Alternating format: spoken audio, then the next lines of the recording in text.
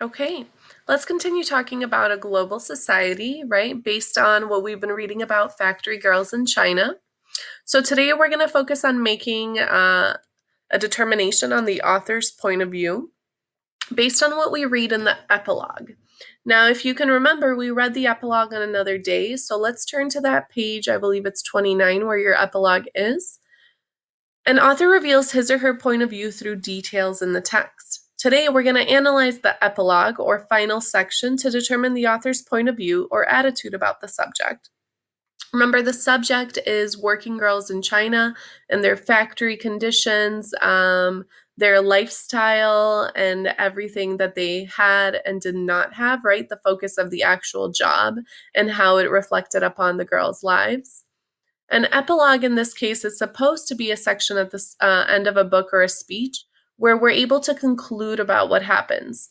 So, since we're not able to read everything about this young girl, Min, and know where her life took her after this article was written, we are able to, however, learn about her life in the epilogue, where we have a short little paragraph that tells us where she ended up, what she's doing now, how life after the factory impacted her.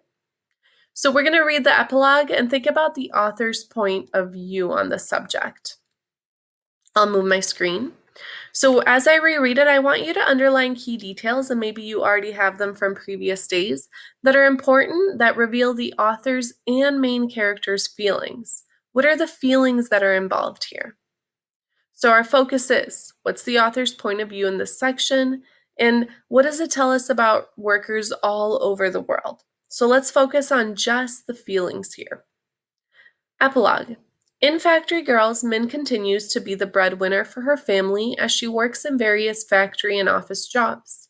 According to the book's author, Leslie Chang, Min later married, had 2 children, and saved enough money to buy a car for herself and an apartment for her parents.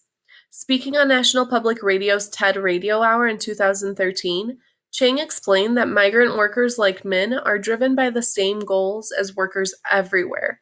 They're thinking about their own plans and their own futures, Chang said.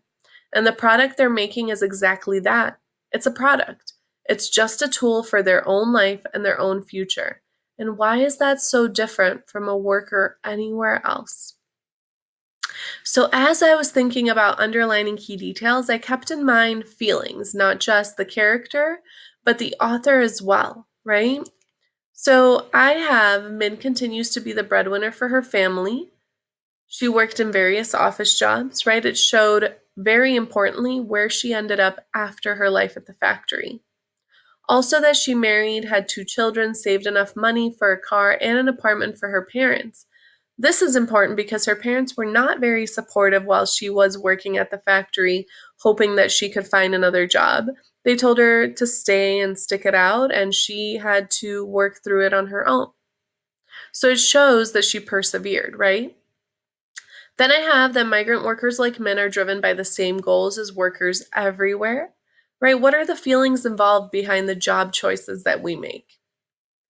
And why is that so different from a worker anywhere else? So this author is thinking about, why would Min's experience at the factory be any different from any goals or experiences that workers somewhere else might face, right? Even though we all have different jobs, isn't our drive the same? Aren't we working for the same goals everywhere? So we're thinking about making some comparisons here to the character of Min and her life in the factory and afterwards, and then the future goals and how they relate to other people and their goals as they work. Your job is going to be to answer this question in a couple of sentences. What is the author's point of view in this section in the text? Not only that, but what message is the author trying to send to the reader about workers all over the world? So here we have the author's perspective and her thinking and her quotes and her writing. And here we have a little more information about Min.